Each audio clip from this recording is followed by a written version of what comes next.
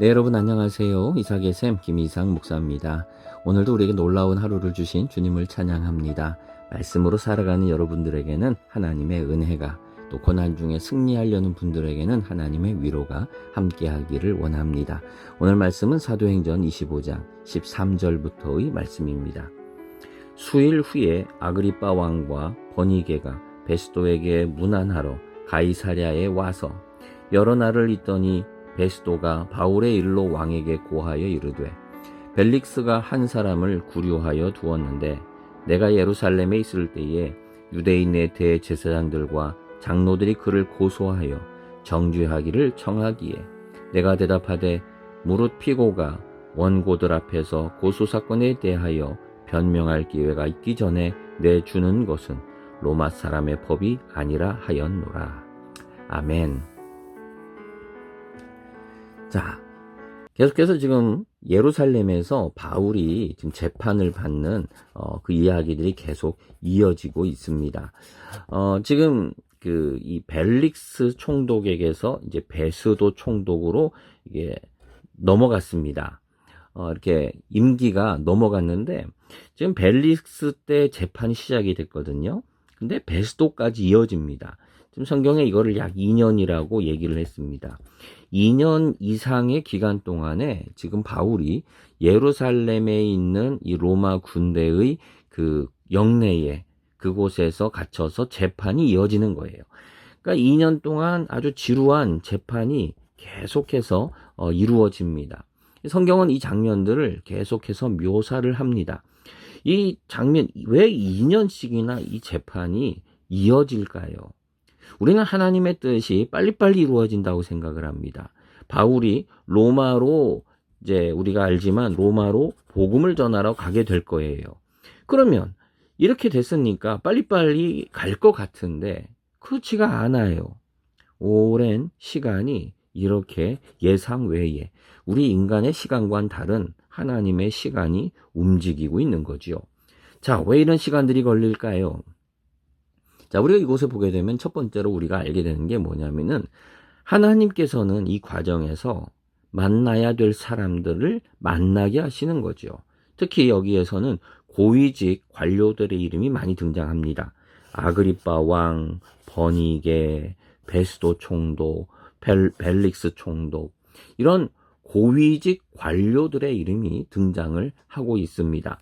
그리고 이러한 고위직 관료들을 통해서, 이들을 통해서 복음이 퍼져 나가는 것을 지금 보여주고 있어요.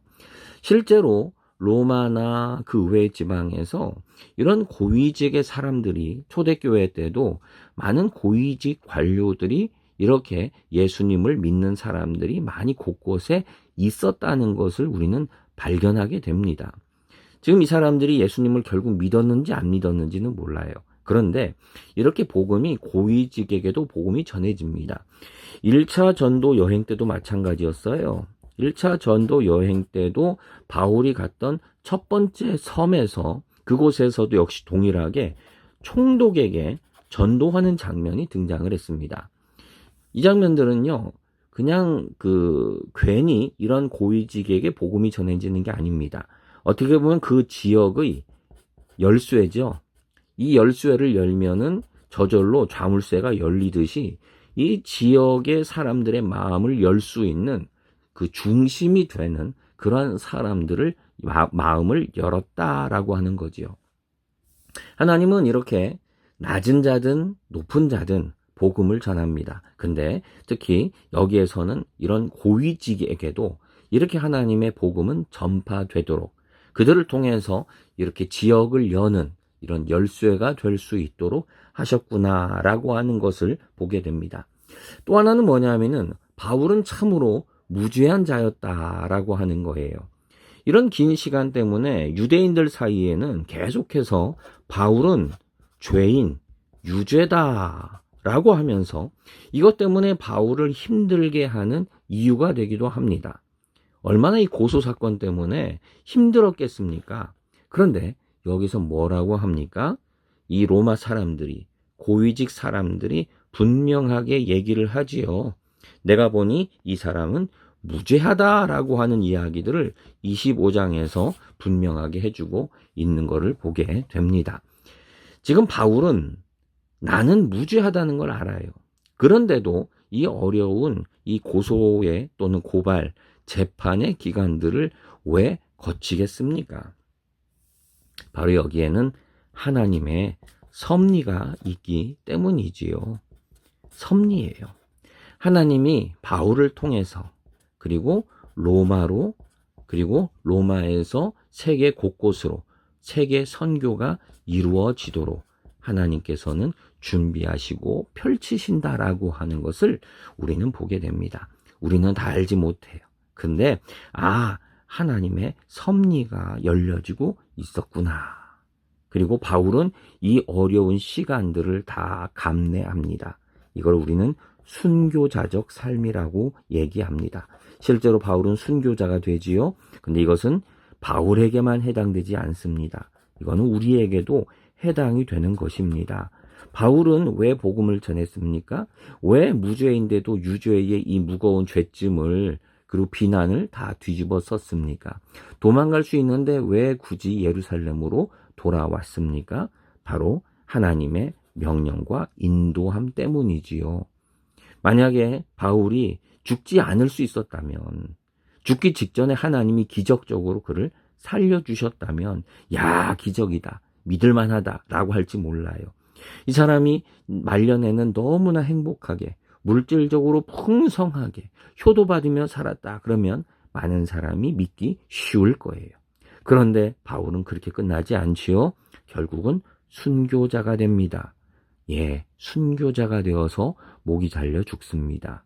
그리고 가진 것 없었고요. 몸은 노쇠했고요. 그리고 주변에 결혼도 못했고 그리고 효도받을 것도 없이 살았습니다. 자, 이 사람의 삶은 실패였나요? 사람들은 그렇게 말할지도 모릅니다. 순교자적 삶이란 무엇이냐? 내 손에 들어오는 것 없지만, 나는 손해봤지만, 나는 비난받고 욕을 먹지만, 그러나 예수님 때문에 나는 이렇게 살다가 아버지 앞에 돌아가겠습니다. 라고 하는 것이 바로 순교자의 삶이지요. 우리는 너무 대가받는 삶을, 그리고 대가받는 신앙을 너무 원합니다.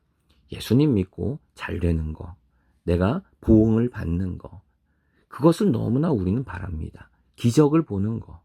그런데 진짜 신앙은 바로 이렇게 예수님 때문에 아무것도 생기지 않지만 실패같이 보이지만 그것을 다 받아들이는 것이 예수님 때문에 사는 것이 바로 순교자의 삶이지요.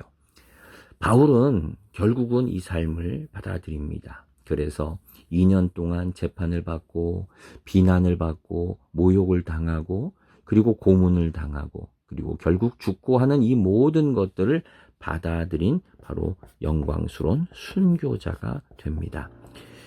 우리 시대에는 너무나 이 순교자라는 말이 낯설게 들립니다.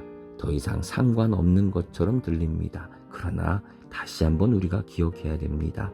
예수 믿는다는 것은, 참으로 예수님의 제자가 된다는 것은 바로 순교자의 삶입니다. 여러분, 주께서 주시는 고난이 있으십니까? 여러분, 이 고난을 바로 순교자의 삶으로 예수님을 위하여 그리고 하나님의 섭리 가운데 이루어지는 그러한 조그마한 씨앗이 되도록 영광을 위한 그러한 나의 번제가 되기를 소망하면서 우리가 오늘 하루를 또한 살아갔으면 좋겠습니다. 기도하겠습니다. 주님, 바울이 이 순교자적 삶을 받아들입니다. 길고 긴 시간 재판을 받고 고소를 당하고 미움을 당하고, 그러나 그것이 해결되지는 않고 마지막에 순교까지 당하게 됩니다. 그 사람의 인생은 실패한 것입니까? 아무것도 생긴 것도 없고 자식도 없고 효도받지도 못하고 편안하게 눕지도 못했는데 실패한 인생인가요? 주님, 아니었습니다. 바로 예수님을 위한 삶이었기 때문에 그 인생은 너무나 아름답고 귀한 승리자의 삶, 순교자의 삶이었습니다. 하나님, 이 시대에 잃어버린 바로 이 순교자의 삶을 다시 기억하고 회복하기를 원합니다. 오늘 예수 이름으로 살겠습니다. 오늘 예수님 때문에 고난당하겠습니다. 내가 예수님 때문에 오늘 하루를 승리하기 원합니다. 예수님의 이름으로 기도드립니다. 아멘.